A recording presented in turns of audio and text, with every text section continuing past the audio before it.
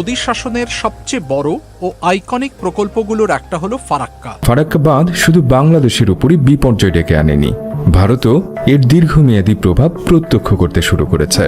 বাংলাদেশে নদীর পানির স্তর উল্লেখযোগ্যভাবে কমে যায়।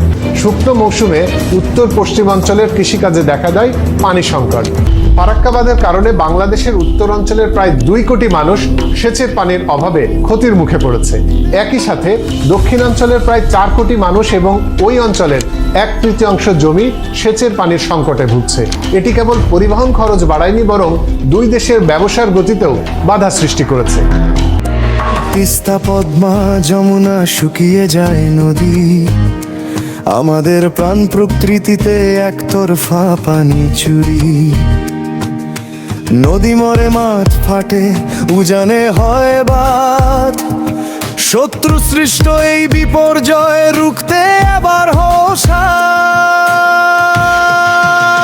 তাই জাগো বাংলাদেশ, সময় এসেছে আজ, তোমার পাশে দাঁড়ানো বিপালতির কাজ। ঈগল উড়ছে আকাশে, দিচ্ছে মুক্তির ডাক, দুর্নীতি পরাধীনতা মুক্ত করো